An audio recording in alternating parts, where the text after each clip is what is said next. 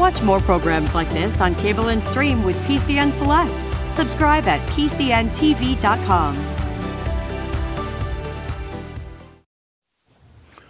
All righty then.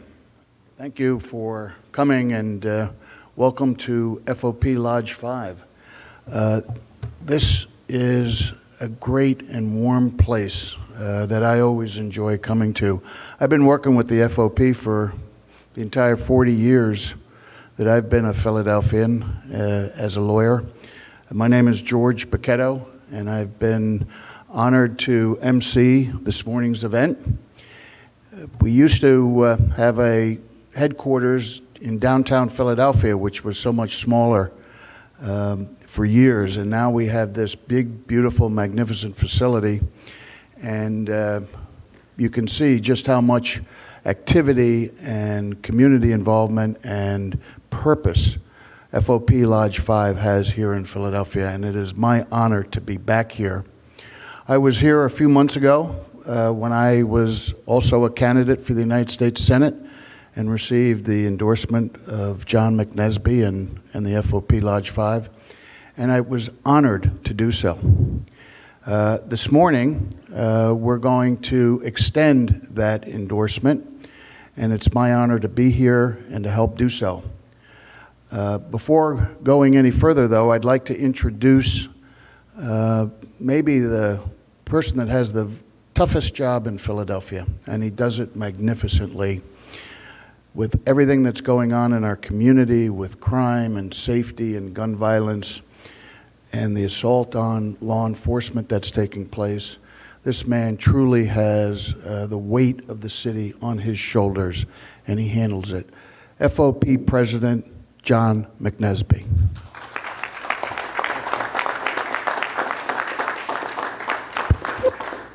Good morning, everybody. Thank you for coming out today. For Dr. Oz. These are difficult times for police working and people everywhere. People in Philadelphia are experiencing an unprecedented crime wave. Also, we are hearing from people around the region who are experiencing the same. Our members make an arrest of a violent criminal only to see that same violent criminal out hours later. What do our progressive prosecutors do? They coddle them. They let them out of jail and refuse to prosecute. All the while, it's your family and our members and our people on the street that pay the price. This cannot continue. We will fight those running for office that stand for safer. We will fight for those that are standing for safer streets. And Dr. Oz is that person. His opponent is Larry Krasner's best friend. Also, Fetterman is Krasner's biggest cheerleader here in the city. We will fight for our members to make sure that they have the equipment that they need. Dr. Oz was endorsed by the Pennsylvania State Fraternal Order of Police, and we will also follow that endorsement. This is key. Dr. Oz will make sure our police officers have the resources they need to protect themselves and to keep the community safe.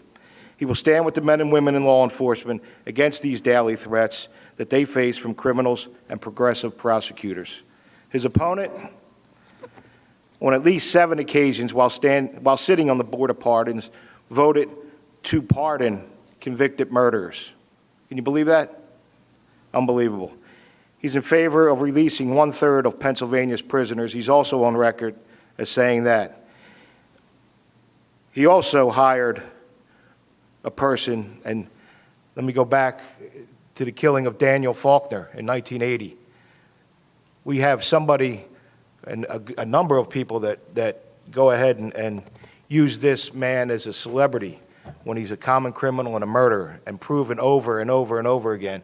What does Fetterman do? He hires somebody on his staff by the name of Celeste Trusty. Trusty is a longtime friend and a buddy of this thug killer of Danny Faulkner. He hired her on the Board of Pardons and then as a member of his campaign staff, and has no remorse about it. Folks, we cannot continue to allow someone this extreme come anywhere near the United States Senate. We need, and this is very key, we need to have Dr. Oz in this position to support our law enforcement. That's the last thin line that the community has to be able to keep themselves safe. Just this weekend alone. I mean, we were just talking before this what the norm is. It's just over a cup of coffee talking about how many murders, and it's getting to be too common. Another couple murders yesterday and countless this weekend. We saw the lawlessness and the brazenness of the criminals, and it's becoming too easy. So with that, I'm asking all of our 16,000 active and retired police officers to put their support, get out the vote, bring your families, bring everybody you can for Dr. Oz. Doctor, thank you.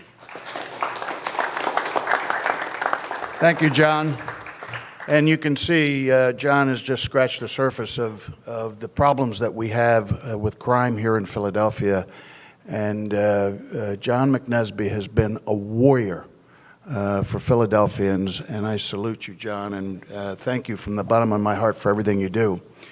You know, John mentioned that he has 16,000 FOP members, which is the largest FOP lodge in the state.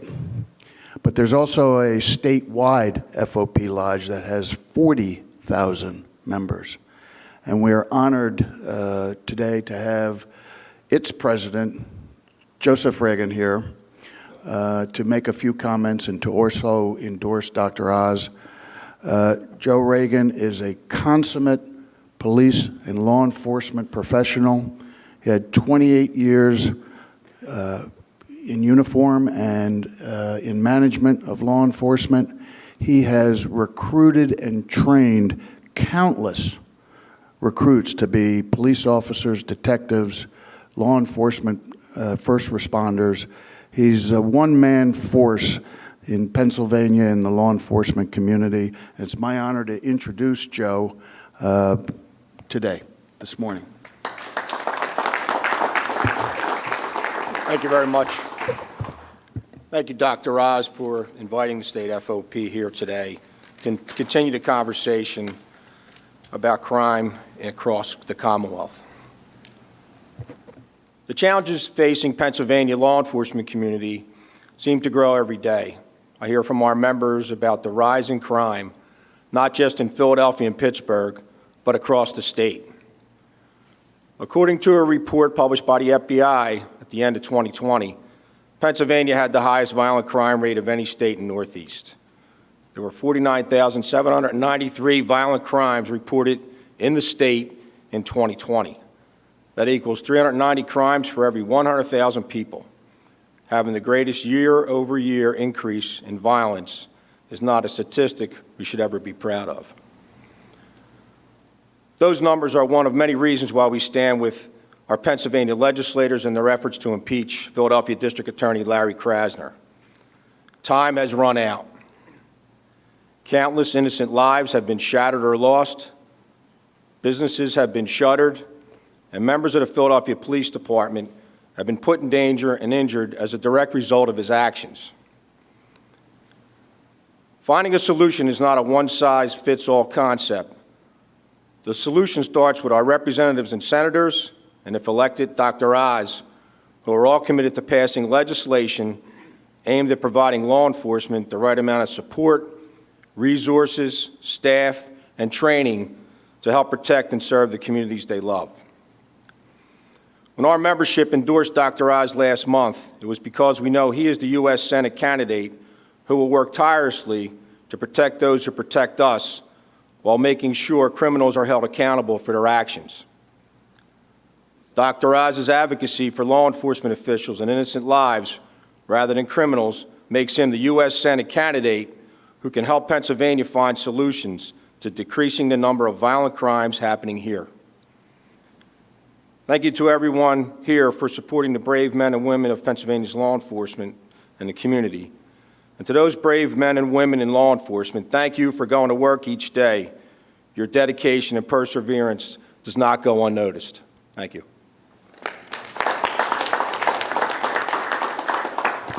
Thank you, Joe.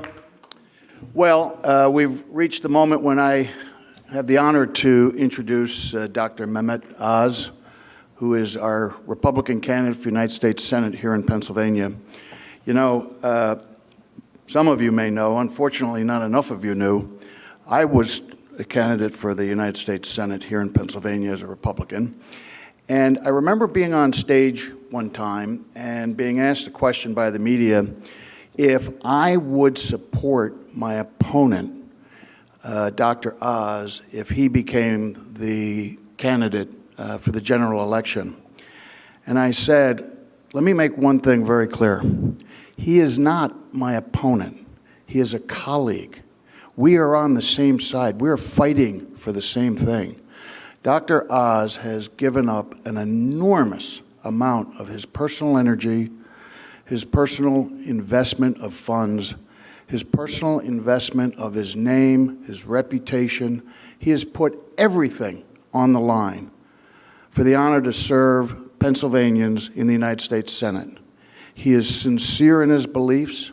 I've gotten to know him intimately over the months and frankly years since he's been considering running for the United States Senate.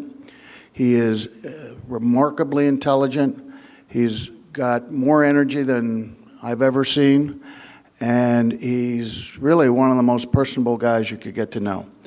I have personally spoken with Dr. Oz about some of the key issues that matter to Pennsylvania and to our law enforcement community. For example, the disgraceful Social Security elimination penalty that is imposed upon law enforcement retirees as a matter of national legislation is a disgrace. When I was running, I made it one of my most important goals. And Dr. Oz shares that concern. And when he gets to Washington, he's going to do something about it.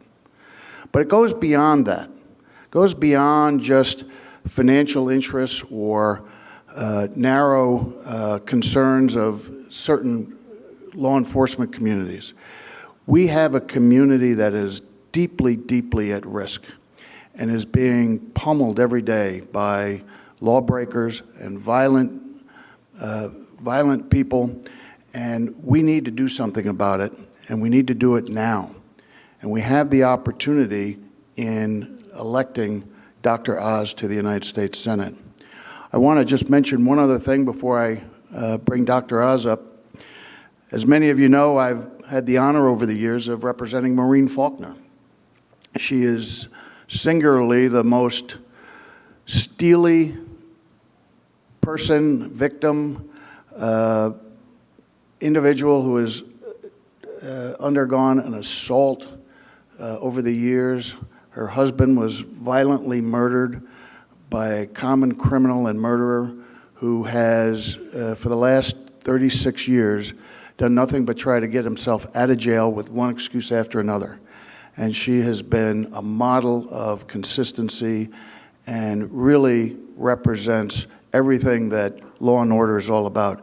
And I can tell you, I spoke with her over the weekend. She wanted to be here today. She wants to endorse Dr. Oz personally, but she has asked me to express to all of you that she wholeheartedly endorses Dr. Oz and believes that the doctor will do what is necessary to help turn this country around. So with that, I'd like to bring up Dr. Mehmet Oz.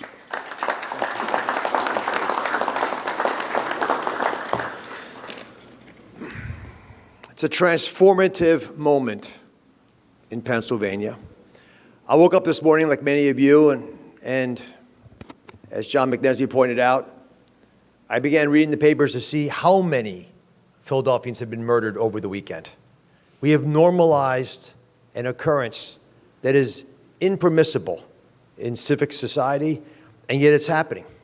The lawlessness that all of us are witnessing across Philadelphia, but it's actually the entire Commonwealth is affected by this now, is like a cancer.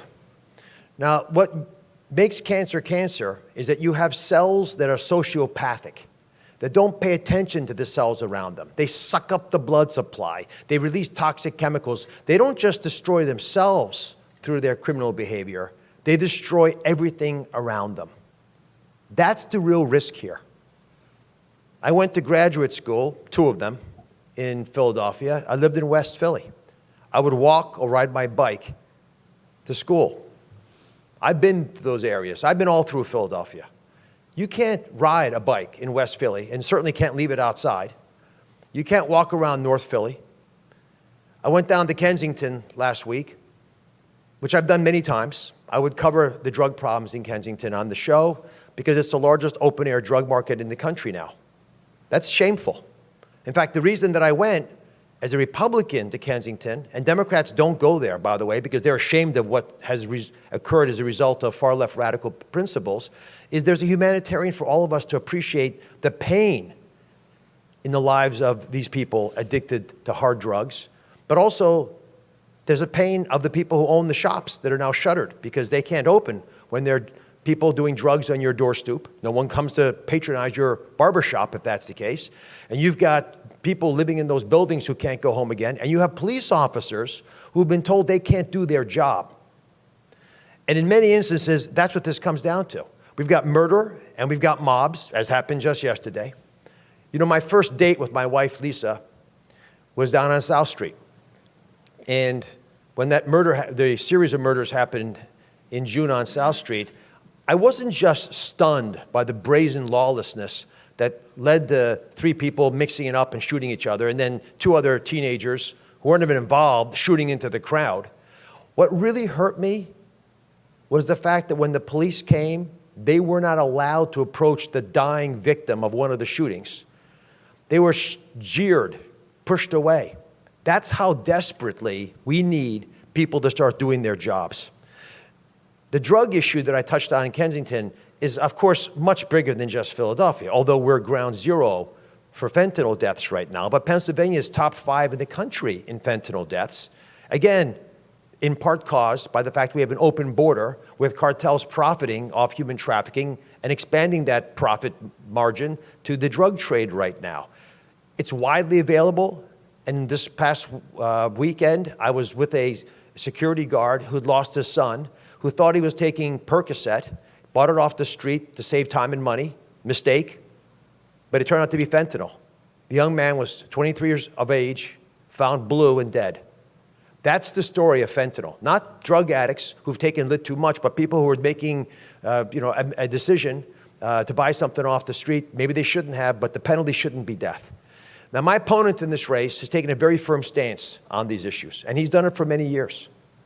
There's a reason he's called the most pro-murderer candidate running for office. He seems to care more about the criminals than the innocent, as Maureen Faulkner was alluding to.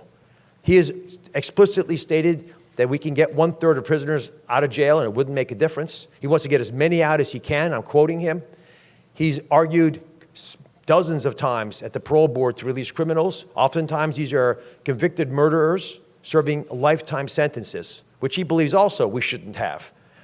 And some of these cases are quite harsh. I'm recalling one of a man who murdered his girlfriend's mother with scissors. Went to jail because the jury convicted him. A jury of our peers convicted him. The judge sentenced him to life in prison. And yet, while in jail, this man learned horticulture and started doing yoga. And John Fetterman said it didn't square with him that this man would actually have been guilty, and he wanted him released. He was the only member of the parole board who felt he should be released. He's clearly way outside the norms of the Democratic Party, the Republican Party, of the people of Pennsylvania. And yet, he's campaigning saying that's the right thing to do. His positions on drugs, where he believes in legalization, decriminalization of all drugs. He's argued we should have heroin injection sites. Once an open border with the fentanyl pouring across, leading to the deaths of countless young Pennsylvanians. And when you go through Kensington and you see the results of that, it hurts your heart. There was a young woman who approached me, not as a candidate for the Senate, but as a doctor, saying that she had died last week from an overdose of fentanyl. They thankfully had Narcan nearby, it saved her, but the divine spark was gone from her eyes. That's rock bottom. She just desperately wanted someone to give her a hand up to get into detox. The far-left radical elements of America that John Fetterman is a poster child for care about caring. I care about fixing. And to do that, fixing, you have to be harsh on the decisions you're making to make sure they're the right ones. If I'm taking care of a patient and the outcome is a Kensington-type occurrence or the murders that we're seeing now throughout Philadelphia. In other words, a cancer arising and running amok through the body politic. We have to change course. And I'm willing to do that. And I think most of us would agree that we should just have people do their jobs. The brave police standing behind me and across Pennsylvania should be allowed to do their jobs. When they're running towards a crisis, they should be respected for doing that. The prosecutors should be doing their jobs. Across the board, we should be seeing this. Parole board members should be doing their jobs. And in particular, our politicians and political leaders should be doing their jobs. And if you're campaigning for the Senate, doing your job means doing what I'm doing right now, speaking to you publicly, and I'm going to take some questions, because that's how democracy works. The press asks questions, the candidates answer. The questions can be tough. They should be tough so that candidates can defend their positions. Political leaders like me need to be able to speak to voters, and which I do. Town halls continually, and I'll continue to do that. John Fetterman does neither of those two things. Doesn't speak to the voters on his campaign trail, doesn't speak to the press while he's campaigning, and he won't speak to me by delaying a debate so late into the system that many voters will have already had to make a decision based on their absentee ballots if they desire, without ever having heard one of the political candidates ever defend some of the positions that we've outlined today. I think that's bad for democracy, it's bad for the voters, it's bad for Pennsylvania. And we should continue to put pressure on all candidates to participate in debates, answer questions objectively from the press, and certainly speak to the voters of Pennsylvania. Do I have the permission to take one or two questions, rather? It's okay? 2 questions. All right, 2 questions. Who's got a question? Go ahead, sir. When you were endorsed here in the spring, you had some less kind words to say about Dr. Oz. You called him, you said he was selling magic coffee beans to little old ladies on daytime TV. Has your opinion about him changed, or? Well, it hasn't changed. Look, when you're a candidate for the United States Senate in a primary, you engage in emphasis, and sometimes your emphasis rises to the level of extreme, and certainly that was an extreme statement. I will tell you this, that in getting to know Dr. Oz over the past few months, seeing how hard he works, how much he cares, seeing what he's really, truly about, the comment that I made during the primary was nothing more than a political comment, an extreme political comment, and it's the type of thing that happens, but I can assure you this is the real deal, Dr. Oz. Dr. Oz, clearly support law enforcement. Is there any aspect of policing that you think should be reformed, and so what aspects? I'd love to have body cams on police officers. I think it provides a lot of freedom to the officers at the time of crisis. You know, as a surgeon, there's crises happening all the time in the operating room, and you want to have everyone involved, both to make sure that the right things are happening, but it gives other people a chance to opine. I think community policing offers a tremendous opportunity, but I go around Philadelphia. Obviously, I live here. I walk around and I talk to police officers. There just aren't enough. Young people are not going into law enforcement. We have less than 1,000 officers at any one time, I am told, patrolling the streets of Philadelphia, which creates risks for them because there's not enough police officers, but it's risks to us because it's hard to walk safely through the streets. And in civic society, that's one of the fundamental needs, requirements. If you don't have safety, then everything else is, is of diminishing importance. And that's what I hear most painfully to me. I was at a street fair in West Philadelphia recently, and a mom said she wouldn't let her kids walk outside.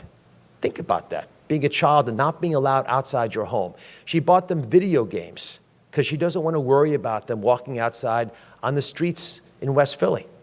A place I used to hang out there. We played basketball. You walked around. There was lots of joy in the streets. You socialize with other kids. If you're a young person, being able to play outside, that's all gone in Philadelphia. And I want to emphasize this, for folks who know there's a problem with murders and crime, violence run amok in Philadelphia, the long-term ramifications are not just measured in numbers of homicides.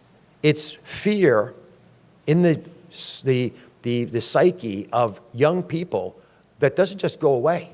It causes post-traumatic syndrome, post-traumatic stress disorders and syndromes that are going to be carried for lifetimes. We have to address this problem, which is why I'll come back to my opening statement. I know I can only take 2 questions because I have to be respectful of everyone's time, but this is a transformative election. We have to get this right. We cannot send someone to Washington who is disrespectful of the rules of society, who thinks they're better than those rules, know more than the people around them, and will make arrogant decisions that could compromise all of us. We need thoughtful, measured individuals who know how to make difficult decisions, tough choices, because they're around us all the time. And in my case, I'd make it out of passion, because I deeply love the people I interact with. That's why I love practicing medicine. I love making the show. And I appreciate empowering people, which is the number one thing I want to do with the voters of Pennsylvania. Give them autonomy to make the right decisions in their lives. You can't do that if you don't feel safe. God bless you all for being here. All right. Thank you, everybody, for coming. We certainly appreciate it. I think this is a really important event in Philadelphia and in the progress of this campaign. Dr. Oz, thank you so much for doing everything that you're doing on the campaign trail to allow the voters to get to know you, who you are. And I think that that's really a very special feature of what Dr. Oz is doing.